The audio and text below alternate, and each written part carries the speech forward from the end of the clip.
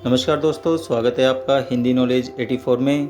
आज की खबरें बहुत महत्वपूर्ण होने वाली हैं, इसलिए ध्यान से और पूरा वीडियो देखें। साथ ही जिन्होंने भी अभी तक चैनल को सब्सक्राइब नहीं किया है तो प्लीज़ कर दीजिए। तो शुरू करते हैं आज की दोनों ही खबरें। भारत की विश्व में बढ़ती ताकत से जुड़ी है, इनसे हर भारतीय को गर्व महसूस होगा। आप जानते हैं कि भारतीय पीएम मोदी जी 21 से 24 जून तक अपनी अमेरिकी यात्रा पर रहेंगे, जिसका कि निमंत्रण अमेरिकी राष्ट्रपति जो बाइडेन और उनकी पत्नी जिल बाइडेन के द्वारा दिया गया है। साथ ही भारत के इतिहास में ऐसा प्रथम बार होगा जब किसी भारतीय पीएम के द्वारा अमेरिकी कांग्रेस को दूसरी बार संबोधित किया जाएगा। इस यात्रा को लेकर अमेरिका और वहां के भारतीय में काफ़ी उत्साह है। इस यात्रा के दौरान कई अहम और बड़े समझौते होने की उम्मीद है दोनों देशों के बीच, जिसमें कुछ खास हथियार और नाटो प्लस में भारत को शामिल करने को लेकर अमेरिका काफ़ी समय से भारत को नाटो प्लस में शामिल करने की कोशिश कर रहा है, क्योंकि एशिया में चीन को काउंटर करने के लिए अमेरिका को भारत की सख्त ज़रूरत है। परंतु नाटो प्लस में शामिल होने का जितना फ़ायदा है उससे कहीं गुना ज़्यादा भारत को नुकसान हो सकता है, क्योंकि 1947 में आज़ादी के समय से ही भारत गुटनिरपेक्ष रहा है, चाहे वो शीत युद्ध का समय हो या आज का। भारत की सोच है दोनों पक्षों में शामिल ना होकर दुनिया के सभी देशों के साथ रहा जाए, तभी भारत इतना विकास कर पाया है। साथ ही दूसरे नज़रिए से देखा जाए तो पश्चिमी और नाटो देशों का इतिहास रहा है कि अपने अलायंस को मझधार में छोड़ने का।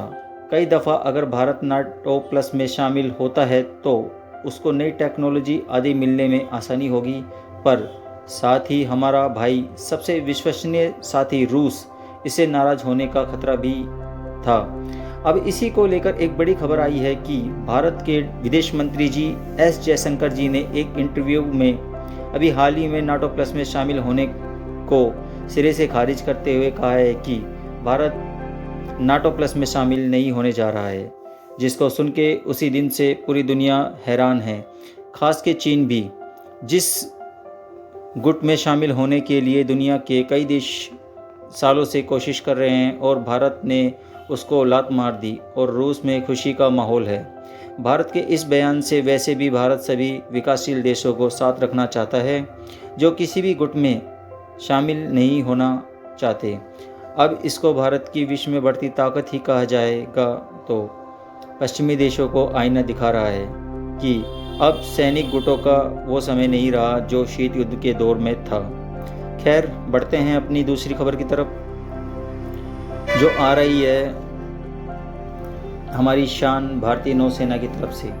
भारतीय नौसेना कई दिनों से अब तक का सबसे बड़ा युद्ध अभ्यास कर रही है समुद्र में, जिसमें कि भारतीय नौसेना के द्वारा अपने दोनों विमान वाहक पोत आईएनएस विक्रमादित्य और आईएनएस विक्रांत को शामिल किया गया है। साथ ही इसमें किलर सबमरीन्स और जहाज़ों को साथ करीब 30 मिग-29 के और हेलीकॉप्टर से भी शामिल किए गए हैं।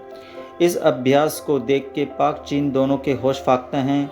यह इसलिए भी खास है क्योंकि समुद्र में पिछले काफ़ी समय से चीन अपनी नौसेना को बहुत ही आक्रामक तरीके से बढ़ा रहा है और आए दिन किसी न किसी बहाने से भारतीय समुद्री और सीमाओं के आसपास भेजता रहता है। इस विशाल और शानदार युद्ध अभ्यास को देख के चीन और पाक दोनों को एक बड़ा संदेश मिल गया होगा कि भारतीय नेवी अपनी सीमाओं की सुरक्षा और अपनी समुद्री हितों को सुरक्षित करने में किसी भी हद तक जा सकती है। जय हिंद।